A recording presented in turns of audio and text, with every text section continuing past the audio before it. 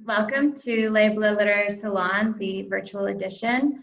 I meant to count earlier to see what number this was because I can't remember how many weeks in a row we've been doing this now, but I think it's been about 6, maybe even 7, every Saturday evening at 6 p.m. in New York and 1 a.m. for me in Nairobi. So welcome to Nairobi, everybody. I'm really excited because tonight we have 5 amazing readers. I've been told that I asked too late in the event for people's email addresses for signing up for the mailing list.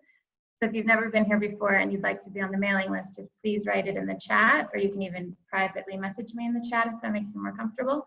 And I'll add you to the mailing list. But other than that, thank you so much for joining us this evening. And a lot of you have been here every week, and I really appreciate that. And so we have 5 readers. Tonight we have Emily Nemens, we have Kevin Nguyen, we have Roxana Robinson, we have David Puretz, and we have Janelle Brown. And I'm going to pass it over to Emily to get us started. Emily, over to you. Great, thank you, Paige, and thank you guys, everyone, for spending a bit of Saturday night with me. So my book is The Cactus League. It came out in February. It's about spring training baseball, and the star left fielder, sort of a generational player. Their left fielder is a guy named Jason Goodyear. He's an MVP, Gold Glove, all of the things, but he's having a very bad spring, it seems, as everyone's showing up and getting ready for the new spring training season. Something seems amiss with the star of the team, and yeah, and you know, I was able to do a few weeks of tour, and then I think at this point, I've done less events than the number I've had to cancel, but that's fine. I'm healthy and safe and in New York. So I wanted to read just a little bit. Jason's the focal point, but every chapter is close with someone else in the community of the Los Angeles Lions, which is this team that shows up in Scottsdale, Arizona. And I wanted to think about both players who are coming to Arizona and also the folks who are based in Arizona and waiting for spring training every year. And one of those people is Tamara Rowland. She sort of makes the rounds and dates a different ball player every spring. She had been married to a minor leaguer for about 15 years. And last year, she ended up dating the developer who built the spring training stadium. And he had put her up in one of his model homes in a housing development. And they broke up in part because the new season was happening, but she's still staying in his house. Her eyes snap open. The house is still eerily so. She turns to her alarm clock and sees nothing. The button on the bedside lamp doesn't respond. She feels her way to the window, trying her best to avoid the linen chest. The vacant, half-built houses around her are always dark, but the street lights outside are burning bright. What happened? Then it hits her hard as a beaner. Ronnie cut the power. He could have given her some warning. He could have asked her to transfer the bills to her name or said time was up on her free utilities. Instead, he watched the game from his front row box, drove across town in that small prick car of his, and called the power company. Shut her off. How much does it cost to restart power? This happened once in Midland, and it was an arm and a leg on top of the balance. She's never seen a bill. When they were together, it was a given that he'd cover all that. She weighs her options. Put it on a card and hope. Try to quickly hawk something. The last piece she sold, a glazed tile that has been festering on the back shelf of the conservation lab so long she doubted anyone would miss it.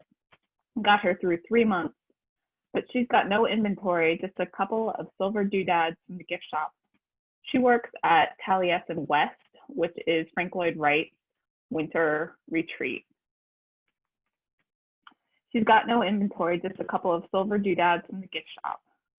With a tightness in her chest, she knows there's nothing to do about it until the morning, so she exits back into bed.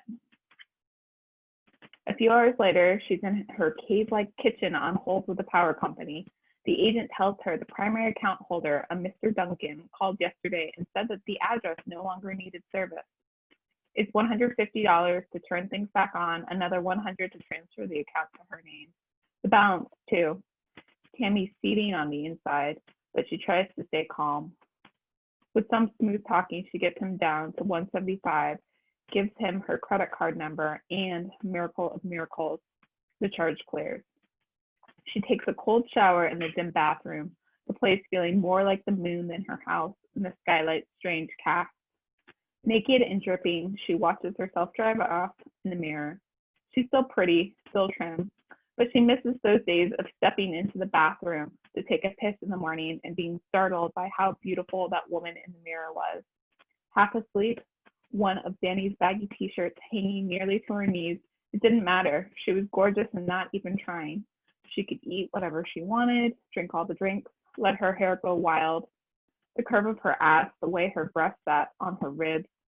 She loved her body then, even after the boys, and they breastfed like wolves. She looked good, maybe even better. That beauty was something she had for so long she forgot about it. Then poof, divorced the second time at 41, moving across the desert, hanging on to some vague idea of herself. But what part exactly? It isn't her youth, she knows wanting that is foolhardy.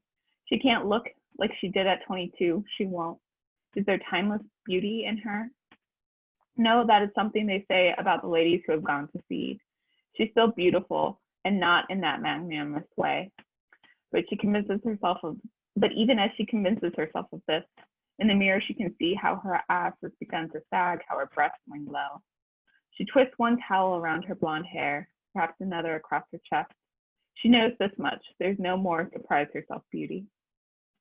In the dark, she feels her way through mascara and powdering her nose, then gets dressed in a pink, juicy sweatsuit. She should have grapefruit. That's what she usually eats for breakfast. But opening the fridge will hurry up the spoiling inside. It's better to go out, wet hair and all. Bacon, eggs, home fries, an English muffin. She orders the kind of greasy spoon breakfast she used to be able to eat without thinking twice, and Lord, does it taste good. The woman on the other side of the counter, managing the crowd all on her own, reminds Tammy of herself, how she used to feel running around, looking after those boys and worrying about Danny. Young, but old, worn out. That was the other part of her 20s. It was an awful time. For a few years there, she existed on the constant verge of tears. She remembers driving down the highway, feeling like she might as well just lie down in the parking lot of the next truck stop and wait for big rigs to roll right over her, put her out of her misery. Now, the money's just as tight. Things with her boys are different, but still not good. And she's alone again, getting older, pickling, puckering, pruning. That's what Joanne calls it. Joanne gave her this juicy sweatsuit. There's some irony for you. It's another set of problems now, not better or worse, just different. But most of the time, Tammy doesn't want to lie down in the parking lot. She finishes her coffee and wants more, but knows better than to rush that poor woman. She'll come back around soon enough. Who you watching? An older man, the dapper golf club sort, slides into the seat next to her. Most of the stands are still empty before the 105 starts. Tammy came early, stopping at a gas station where she picked up a few beverages. Cheaper than buying anything at the stadium by a long shot, and today could use an assist. Power won't be back on until 5. No one in particular. Tammy is not interested in making a new friend. She looks back at her program. Vasquez is pitching today. Not that she asked. The man points an arthritic finger to the warm-up mound. I think he's going to be good. $5 says Hal Moyers doesn't make it through the year. That's his replacement. Tammy thinks Hal will last, and not just because she's seen him naked. That's interesting. The man starts flipping through her program, and she takes the opportunity to transfer a second wine cooler from her handbag into a stadium cup with a click slosh. The organist must have shown up.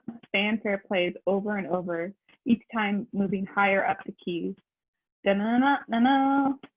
She starts to feel the blues at her temples, with each thwack of the ball hitting the catcher's mitt. It feels good. What do you think of that Goose kid? The golfer flashes a page in the program. The 19-year-old first baseman is Goose's great-great-grandnephew, the man says. Tammy shrugs. She's read the same article yesterday. Last game, nerves got him in the field. He bungled 2 easy plays, and he was underwhelming at the plays. He probably shouldn't have even been at camp this spring. He's too far gone for her kind of help. Besides, he is too young. He'll find his stride, she says. I bet he'll find the exit quicker. The man is happy with himself for that, and Tammy lets him laugh. Thank you. Thank you so much, Emily. Yes, so we have kind of like a silent applause that goes around. I'm a huge Toronto Blue Jays fan, and I know there are a number of Toronto Blue Jays fans on this call right now. And we're all, this Evan is, yeah, there's a Mets person on here too. And I know that we're all really missing baseball, so that little bit there at the end was really helpful to all of us who are missing it. I'm going to post Emily a link to buy Emily's book in the chat right here. One moment. There we go. So there is Emily's book, The Cactus League. Now I'm going to pass it over to Kevin Nguyen. Hi. Paige, thank you for having me. And thanks for staying up till 1 a.m. That is commitment. Yeah, so I wrote a book. It's called New Waves. It deals with grief. It deals with technology. It deals with friendship. It deals with racism. It's way funnier than I just made that sound. Hopefully it's funny. I was going to read something that was like representative of the book. But I don't know, like, there's been all this like drama around like a particular New York Times food writer who sort of has been dunking on Asian women. And so, and it's kind of funny because her whole thing is sort of appropriating Asian food. So I thought I'd actually read a section that's kind of about food from the book, just because it just feels like the time. But thanks everyone for showing up. This is great. Before my parents owned a bed and breakfast, my father worked as a chef at a Japanese restaurant situated in a strip mall. It was just one of many franchises in a chain of teppanyaki places which seated guests around a hibachi grill. The main draw of these restaurants was that the chef would cook in front of guests, performing knife tricks and telling little jokes, both dinner and a show. It's Benihana. The chain had been started by a Japanese wrestler in the 60s who had been disqualified from the Olympics for getting into fistfights with his teammates. He had more success in the restaurant management business than in wrestling. Like most non-Western food, it was difficult to charge a premium price on Japanese food, no matter the quality. Ethnic food, especially at the time, was considered gross by Americans. It was inferior cuisine made by inferior people, so at least it could be cheap. But having been born in Tokyo, the wrestler realized that he could wield that foreignness if it was exoticized, impress diners with the outlandish, otherworldly appeal of the East, and customers would pay up. My father was obviously not Japanese. The main character is Vietnamese Chinese. But none of the patrons ever knew. Some kind of Asian was authentic enough. All of the chefs took on pseudonyms that were stereotypically Japanese names. Haru, Yuki, Haruki. As a joke that only he would find funny, my dad picked Sony, which was not in any shape or form a real Japanese name. Patrons often told my dad how they loved their Sony television, as if my father were responsible for their high-quality technology just by bearing the namesake. He'd bow and say in his best fake Japanese accent, "Oh, thank you, thank you." To nail the accent, he'd studied his favorite Bruce Lee movies, where Japanese people were vilified, depicted as conniving businessmen named Mr. Suzuki. As a child, I remembered him watching those films while practicing knife tricks. He'd quickly dissect grilled shrimp, then flip them into his shirt pocket, his chef's hat. He would stack slices of grilled onions to form a volcano. Oil was poured on top. "Fire," he'd yell as it ignited, flames spouting out. I would clap at the spectacle. He performed this routine day in and day out. He was always amazed that people came to the restaurant more than once, since all the chef's tricks were the same each time. But the pay was respectable, the hours reasonable for a cook's gig. It never bothered him that he was posing as a Japanese man. I doubt he ever even thought about it, even as he feigned a different kind of accent. This was a rare situation in which my father, an immigrant from Vietnam, could use his appearance to get away with something. What did it matter that people thought his name was Sony? The wrestler's obituary appeared in the paper a year before I moved to New York. He had died of pneumonia. In addition to launching an empire of lucrative Japanese restaurants, he'd been inducted into the Wrestling Hall of Fame, started a pornography magazine, had a short career as an offshore powerboat racer, fathered 9 children. One of them became a famous model, another a famously mediocre DJ. He represented every American ideal of a man, an athlete, a businessman, a daredevil, a father, a womanizer. In the paper's write-up, the wrestler was credited for introducing America to Japanese food. It was a dubious claim. It was just steak grilled on a hibachi and doused in soy sauce. But there was a modicum of truth to it. Unlike any other kind of Asian food, be it Chinese or Korean or Vietnamese, Japanese food was seen as a high-end cuisine. It was respected, revered. You could charge real money for it too. And what was more American than that? Thank you. Thank you so much, Kevin. I find it really interesting how during this time that we're all spending, at least relatively, if not completely alone, how even the tiniest reminders of like Benihana, make you so happy, remembering the times we spent there. I went to a lot of kids' birthdays there when I lived in Los Angeles. I remember all those onion volcanoes very well. I went to Benihana like a couple years ago for like research for the book, and I gotta say, like, it was kind of great. It's very entertaining. Absolutely. It was way too expensive for what it was, but I had a great time. Yeah, that's true. It's definitely very expensive. Okay, so I'm going to post the link for Kevin's book right here in the chat. There we go. Thank you so much, Kevin. Okay, so now I'm going to pass it over to Roxana Robinson. You may still here. Roxana, hang on one second. Okay. There, okay, talk now. We can hear you now. So, good evening, everyone. I'm delighted to be part of this. My most recent book is called Dawson's Fall. I've got post-its telling me where to read. Is that whole thing up there? Okay.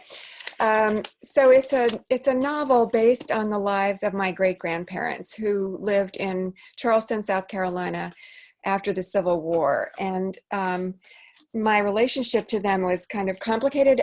On my mother's side, I am the descendant of Harriet Beecher Stowe. So I always thought that my relationship to slavery and American history was very clear. And it wasn't until recently that I started thinking about my great-grandfather on my father's side, who was an Englishman who came to America to fight for the Confederacy. So it was a very different kind of family history. And I ended up writing this book about them, him and his wife, Sarah, my great-grandmother. And I'm going to start off reading from the very beginning. This is the first page. It's a historical novel, but I'm also a biographer. So this is really a biography. So everything in it is factually true. March 12th, 1889, Charleston, South Carolina. He wakes as he is falling. He feels himself plunging into space, a great wheeling emptiness below. He's been on the edge of a cliff, grappling with a man trying to shoot him. Dawson grabs him, wrestling for the gun, but he wrenches away, pulling Dawson off balance. The man presses the gun against Dawson's chest. He hears the great enveloping sound of the shot. Then he feels the sickening shift beneath his feet as he loses his grip on the world. As he falls, Dawson grabs the man's shoulder to save himself, but instead pulls the man over with him. They fall together, still grappling, as though holding on to each other will help. Dawson's body is clenched and tight, muscles still focused on what he just had, solid ground beneath him. But instead, there is this, the long drop into whistling black. Dawson sits up, sweating. He's in the narrow bed in his dressing room. His thrashing has pulled the sheets loose, and his feet are now tangled and trapped. The room is dim and shadowy, the curtains drawn for the night. The patterned wallpaper, the tall mahogany bureau are familiar but irrelevant. He's still in his nightmare, his heart hammering. He still feels the terror of pitching into space, the body's last clenching try at holding on to life. He still feels the man's coarse sleeve in his grasp, smells his sour rankness. The sound of the gunshot still explodes in his ears. He kicks his feet free and gets up. He goes through the connecting door into their bedroom, where his wife lies submerged in the big mahogany bed, nearly hidden by pillows. She lifts her head and sees his face. What is it? The struggle is still running through him. He takes a breath and shakes his head. In his body, it's still happening. He begins walking up and down the room. What's wrong? Sarah sits up, the white nightgown crumpled high around her throat. I had a dream, says Dawson. A man had a gun and was going to shoot me. I was trying to stop him. We were on the edge of a cliff. Again, he feels himself pitching into emptiness. He can smell the man. Then he did shoot me, and I fell. I can feel it still. The dream possesses him, and some other moment flickers into his mind when he stood somewhere high, behind him, emptiness. My poor Frank. Sarah's hair is in its nighttime braid, the loosened strands making a fine, furred halo around her face. That's the opening of the book. Can you see me all right? It looks as though sunlight is making a sort of a screen against my face. Looks really cool. Okay. I think it looks awesome. Yeah. You need me to shift it, or I can, okay. Okay. So now I'm that's 1886. Now I'm going, or 1889. I'm going back to Sarah, who is a young woman who grows up in Baton Rouge, Louisiana. April 30th, 1861, Baton Rouge. Sarah Fowler Morgan, 19 years old, woke as it was starting to turn light. The air was cool and damp, and she heard the quick pattering rhythm of rain on the leaves outside. Across the room, in the mirror on the armoire, was the reflection of her high bed, shrouded in netting.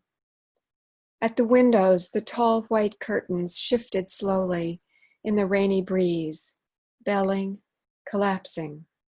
The shadows, the sound of rain, and the dim pearly light filled the room with something like sadness. Sarah felt the sadness like a waft of air.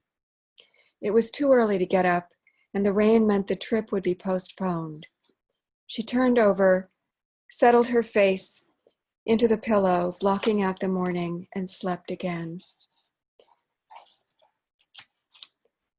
Grief can rise up and overwhelm a family the way a rogue wave overwhelms a ship. Looming, enormous, curved, green, and shining, it towers overhead, too large to consider or understand. It is suddenly upon you, exploding, erupting, engulfing you within its glassy depths. Sarah woke again later, rain still pattering on the leaves. The roads would be mud, the trip called off. They'd planned to visit her sister-in-law, Lydia's father's plantation, but it was 20 miles away in East Feliciana Parish. Sarah got out of bed. The floorboards were cool against her bare feet, and a shiver rippled up her neck. She poured water into the basin and sluiced it onto her face and neck. Her skin tightened in the cold, and she rubbed the towel hard against her cheeks, her closed eyes. She unraveled her night braid, her fingers flicking quickly in and out, then brushed the thick rope of hair. She twisted it into a chignon. She held it with one hand while she took hairpins from the crystal dish and drove them in one by one to hold it firm. Something from that early morning sadness stayed with her. I'm skipping later into the day. After dinner, they went walking near the State House. Sarah, her sister Miriam, their best friends, the Brunos, and others. Sarah was with a cousin, Henry Walsh. The rain had stopped, but the trees were still wet, and spattering drops suddenly from the branches. A fine mist rose from the gravel walks. "Your brother Gibbs looks so handsome," Henry said, "with his hair cut short." "It made him look more like Hal," said Sarah. "Hal's the handsomest in the family." He was on her mind. Hal was her favorite brother, her older brother, who had just come back from Paris, where he'd been studying medicine. This is on the eve of the Civil War, and this whole community all the men have met in Baton Rouge, agreeing that they all must sign up for the war. And two of her brothers are signing up for it. And her brother Hal is going to be a surgeon in the war. They had a party for him, and after the party, he announced that he was leaving Baton Rouge to go down to New Orleans. And he says that he's going down to consult with his oldest brother about who lives there, about setting up a practice in New Orleans after the war. But this is a lie. He got into an argument at the party, and a duel was, he gave a challenge to another man to fight a duel, and duels are illegal in Baton Rouge. So he's gone to New Orleans to fight a duel, which Sarah doesn't know. When it started to rain again, Miriam went back with the Bruno girls, but Sarah went home. The house was empty, and she went into the parlor and took up her guitar. She wanted to play the song Hal had brought back. It was a melancholy march about a young man setting off to war. Partons pour la Syrie. Hal said in Paris, everyone was singing it. Leaving for Syria, the young and handsome Dunois prays to the Virgin Mary to bless his exploits. "Please, immortal queen," he said as he was leaving, "let me love the most beautiful woman and be the most valiant man." It was sentimental, but the melody lifted it into poignancy.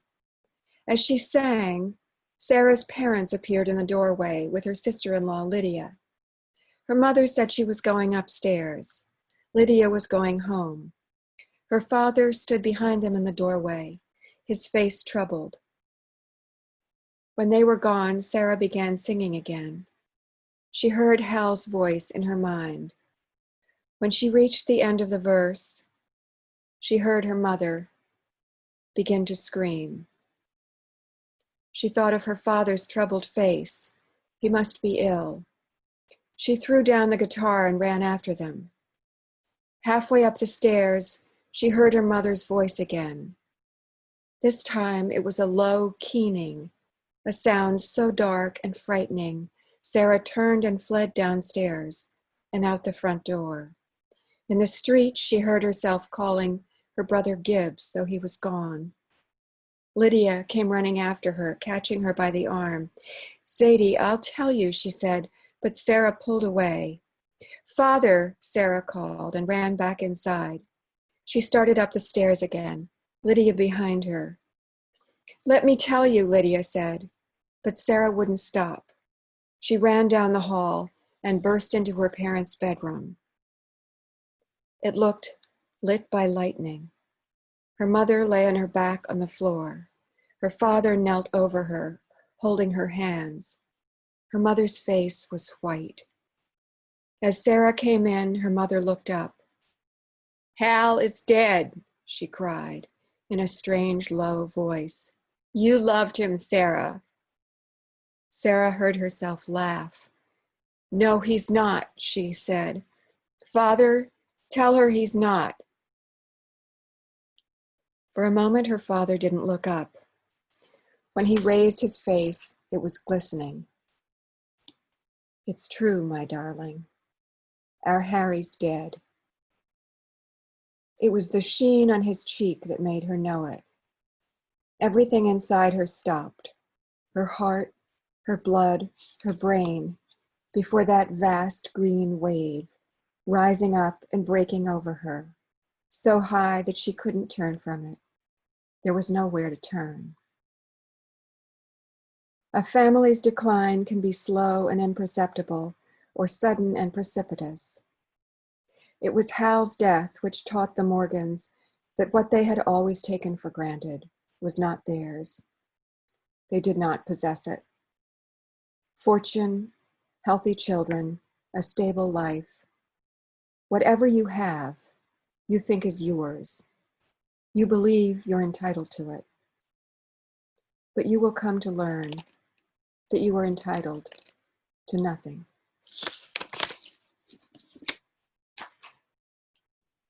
Wow, thank you so much, Roxana. That's so, I'm very excited to read that book. I love the line about grief in the middle, that paragraph about grief. That's still like sitting with me. I even like wrote a little bit of it down as you were reading it. It's just amazing. Thank you. Thank you. I'm going to share the link to Dawson's Fall here. There we go. And thank you again so much, Roxana. Thank you. All right, I'm going to pass it over to David Puretz now. David. Thank you so much. Can you hear me okay? Yes, perfectly. Great. So I'm going to read from my latest novel. It's called The Escapist. And thank you so much for doing this, by the way. It's so great to have this platform in the middle of this pandemic. This story takes place about 10 years ago in 2011. It's about a young man in his early 20s. His name is Billy Shoot. And if you remember, during this time period, the Iraq War was just coming to a close. The surge that President Bush had implemented was coming to an end. The Occupy Wall Street was gaining steam. And Billy Shoot, his father had just returned from war. He's an Iraq War vet. And he had fled home, kind of left in the middle of the night.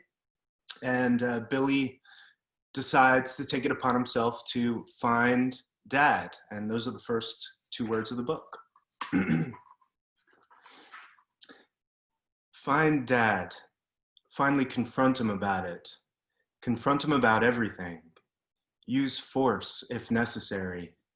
Find out how he got that eye gouged out, all those scars on his head. Was it from face-to-face combat? From shrapnel flying through the air from a roadside IED? From a bullet grazing his face? Make him reveal what he feels when he looks in the mirror. How unbearable it is to look.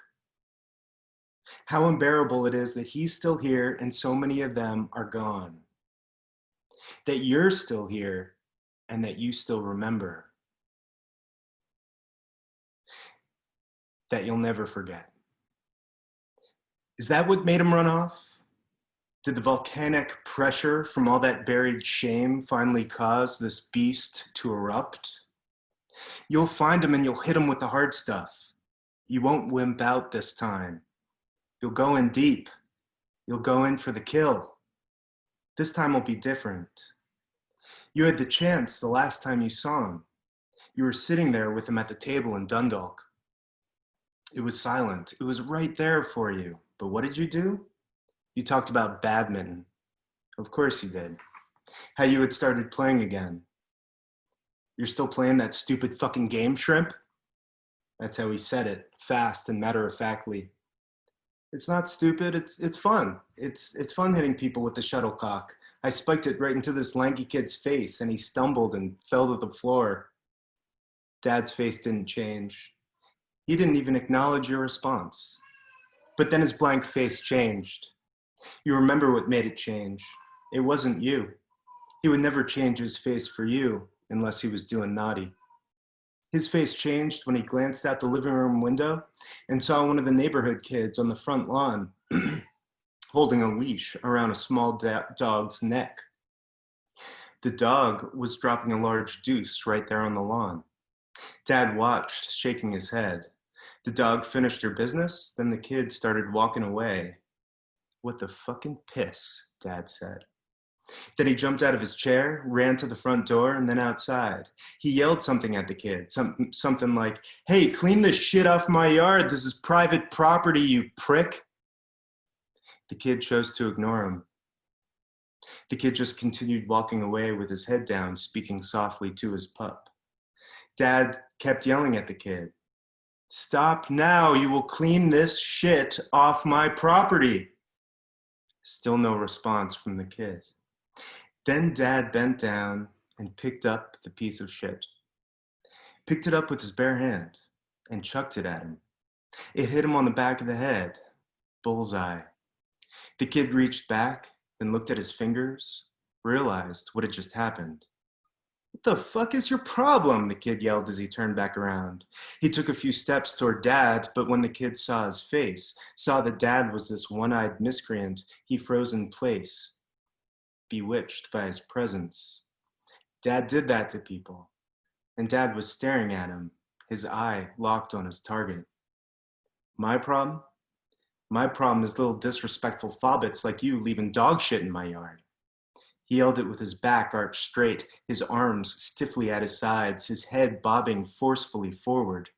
"This little bluehead's out of formation," he said as he approached the kid. "This little bluehead needs to learn some respect." He'd fallen back into it. "What the fuck are you talking about, mister?" Then Dad grabbed him by his shirt. "You shit in my yard? You shit in my yard?"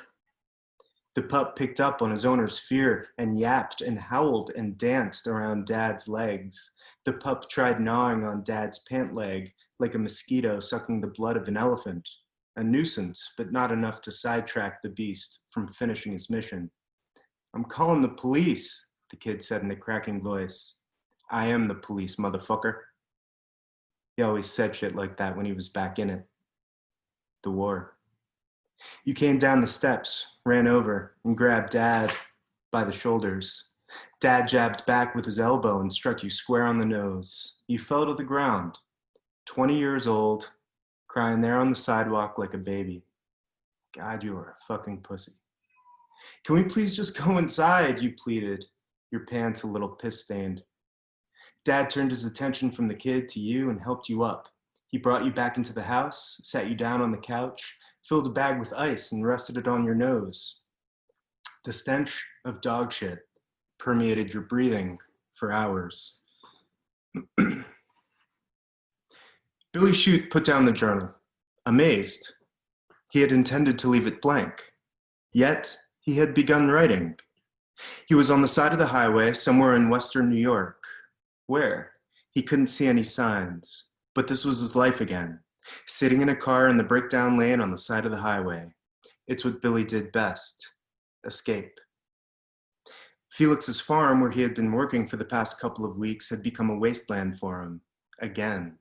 Like all of America was pure desert. Billy had pulled his car over and written, as Felix had requested of him. Keeping a journal, writing it all down, opening the pathways. It was Felix's last-ditch bid the morning Billy fled the farm to help this troubled boy he knew was maybe past saving. He saw something in Billy just as his daughter had, for it was Nicole that got him the job at the farm. It would have surprised Felix to know that Billy listened, took his advice to heart, that the words had just poured out of Billy into this journal, which Felix had slid into his hands earlier that morning as he was fleeing. And the anecdote about his father? That was Billy's beginning. "Game over," he finally said aloud, shaking himself out of a trance. He couldn't just park forever on the side of the highway.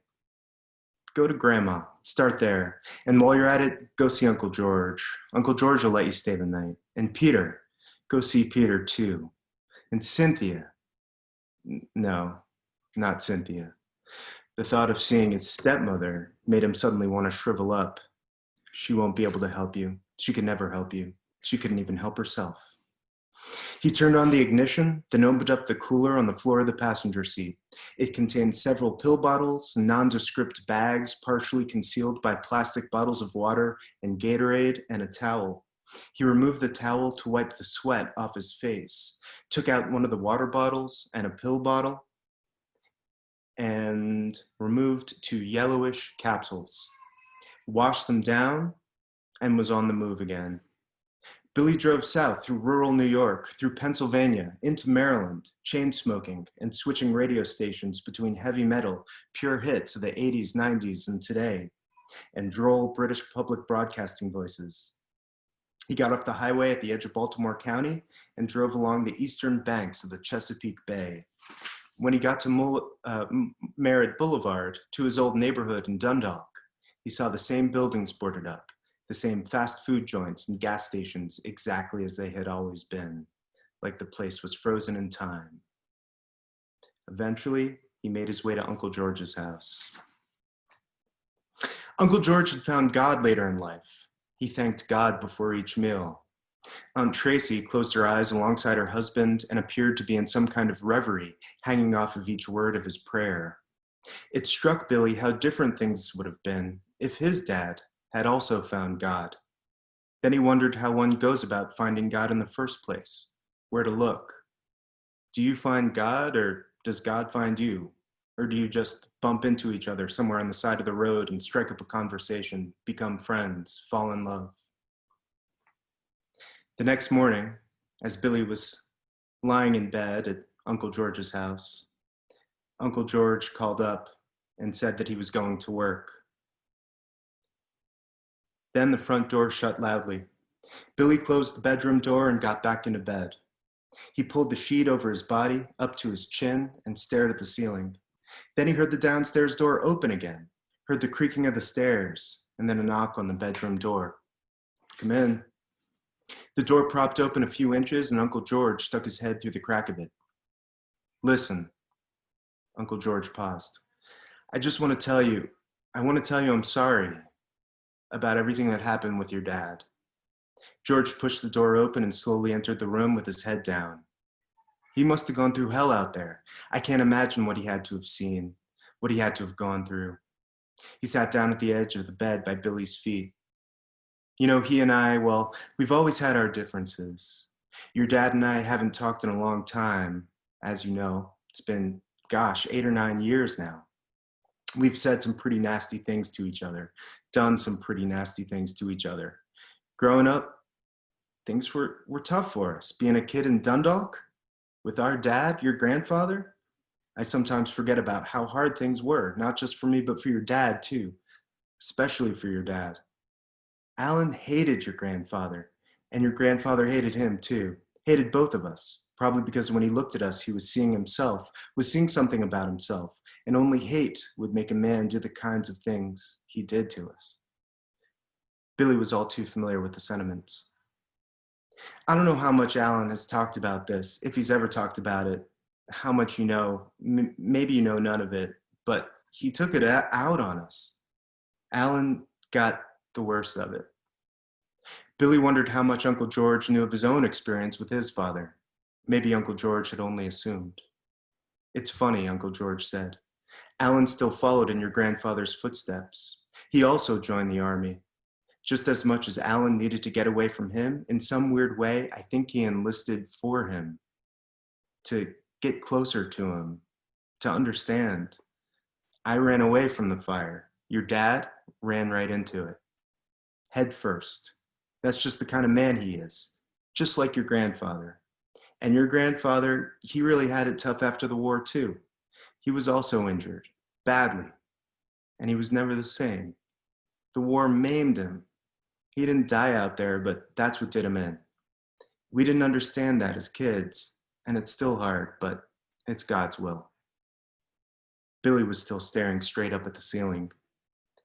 I just want you to know, Uncle George said. I want your dad to know that I hope he can get through. Then in a low voice, Uncle George continued, I wanted to call him. I really did. I never could do it. And now he's off, God knows where. I'm going to find him, Billy said. He had written down the same sentiment just a day ago in the journal Felix had given him, but it startled him to say it. The words were a surprise just as much to him as they were to Uncle George. I'll stop there. Thanks. Thank you so much, David. Oh, you're able to build so much momentum with that reading. That was really powerful and really captured, I guess, like the aftermath of the horrors of war. Thank you so much. I'm going to post the link now to David's book right there in the chat. Thank you again, David. All right, so now I'm going to pass it over to Janelle Brown. Hi, Janelle. Hi, thanks so much for having me. Sorry to see so many people on a Saturday night. I guess no one has anywhere else to be. So it's one of the nice things about doing these virtual events is that you can do it with people all over the country. And I'm glad you all came out. So I'm going to read to you from my book, Pretty Things, which just came out 2 weeks ago. It is the story of two young women, one of whom is a con artist and the other whom is an heiress. And the con artist targets the heiress who via Instagram and ends up moving into her guest house up in Lake Tahoe with somewhat nefarious intentions. And I'm going to read 3 short sections from it. The prologue, and then one section from each of the two women, the two protagonists. So I'll start with the prologue. When a body goes down in Lake Tahoe, they say, it does not rise again. The frigid temperature of the lake, its vast depths, conspire to keep bacteria at bay. What once was human fails to decompose. Instead, the body is doomed to drift along the lake bed in perpetual limbo, just more organic matter joining the mysterious menagerie that lives in Tahoe's uncharted depths. In depth, there is no disparity. Lake Tahoe is over a quarter mile deep and 2 million years old. Locals have laid claim to a fistful of superlatives. The lake is one of the deepest in America, the purest, the bluest, the coldest, the oldest. No one really knows what's at the bottom of the water, but everyone is sure it's something dark and enigmatic. There are myths about a Loch Ness monster-like creature called Tahoe Tessie, which no one really takes seriously, even though Tessie sells a lot of t-shirts. But deep sea cameras have also captured mysterious fish on the lake bed, 1,600 feet down. Creatures pale white and shark-like, evolved to withstand the near-freezing temperatures, their blood slowing to a crawl in their veins. Creatures perhaps as old as the lake itself. And then there are other stories about how the lake was used by the mafia as a dumping ground for its victims back when they controlled the Nevada casinos. Stories about the gold rush railroad barons who considered the lake a convenient mass grave for the Chinese migrant workers they worked to death, building the tracks over the Sierras. Stories about vengeful wives, cops gone bad, killing trails that led to the lake's edge and then went cold. Kids tell each other bedtime stories about corpses bumping along the bottom of the lake, eyes open, hair floating in permanent limbo. Above the surface of the lake, the snow is softly falling. Below, the body drifts slowly down, lifeless eyes lifted towards the vanishing light until it sinks into darkness and is gone. So that's the first section. Sorry. Now I'm going to read a section from the point of view of Nina, who is our con artist. Every criminal has an MO, and this is mine. I watch and I wait. I study what people have and where they have it. It's easy because they show me. Their social media accounts are like windows into their worlds that they flung open, begging me to peer inside and take inventory. I found Alexei Petrov on Instagram, for example. Just another day of scrolling through photos of strangers until my eye was caught by a banana yellow Bugatti and the man sitting on its hood with a self-satisfied grin that told me exactly what he thought of himself. By the end of the week, I knew everything about him. who his friends and family were, where he liked to party, the boutiques where he shopped, the restaurants where he dined, the clubs where he drank, as well as his lack of respect for women, his casual racism, his raging ego. All of it conveniently geotagged, hashtagged, cataloged, documented. I watch, I wait, and then when the opportunity arises, I take. It's easier than you'd think to get to these kinds of people.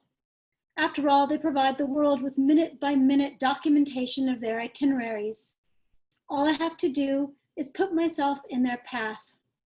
People open the door to pretty, well-dressed girls without bothering to ask a lot of questions. And then, once you're inside, it's all about timing. Waiting for the purse to be abandoned at a table while its owner is in the bathroom. Waiting for the vape pens to come out and the proper level of inebriation to be achieved. Waiting for a party crowd to sweep you along in its wake and that perfect moment of carelessness to present itself to you. I have learned that the rich, the young rich in particular, are so very, very careless. Right, so that's kind of our introduction to Nina, the con artist. And now I'm going to read a section from the point of view of Vanessa, the young heiress and also an Instagram influencer who she targets, moves into her guest house up in Lake Tahoe. Stonehaven. I never imagined I'd someday live in this monstrous heap. Growing up, it was the albatross that hung around the Liebling family neck, an estate so firmly attached to our name that it was impossible to imagine ever letting it go. It felt like Stonehaven had stood there on the west shore of the lake forever, an anachronistic stone monolith that rejected any attempts to dress it up as something new. The house had been passed to the firstborn son of 5 generations of Lieblings, which meant that someday it would belong to my little brother Benny, not to me. Toxic patriarchy, you might be thinking. Fight against the injustice. But honestly, I wanted nothing to do with the place. I have hated Stonehaven since I was 6 years old and first came up here for Christmas. My grandparents, Catherine and William III, had mandated that the extended Liebling clan spend their holiday at Stonehaven. So we all slowly rolled in one snowy December afternoon, the wheels of our town cars leaving muddy tracks along the drive. Grandma Catherine had brought in a decorator for the family gathering, and honestly, she had quite the throw taste. When you walked in the front door of the house, you were assaulted with the holiday. Swags and garlands hanging off every cornice, poinsettias brandishing their poisoned petals from the centerpieces, a tree that brushed the ceiling, drooping with silver ornaments and gold tinsel. The whole house smelled of fresh-cut pine boughs, a medicinal smell that made me think of murdered trees. My grandmother was a great collector of European decorative arts. The more gilded and elaborate, the better, although my grandfather preferred chinoiserie. So Stonehaven was full of delicate furnishings, balanced on spider legs, and precious objects rendered in bone-thin porcelain. The house was a giant slap in the face to the very concept of childhood. My grandmother sat all of the cousins down on the day that we got there. "There will be no running inside Stonehaven," she warned us all sternly. Betty and I were perched side by side on a silk-covered sofa in the drawing room, sipping chocolate from child-sized teacups. Grandmother Catherine's silver hair had been shellacked and teased until it was as stiff and shiny as the ornaments on the tree.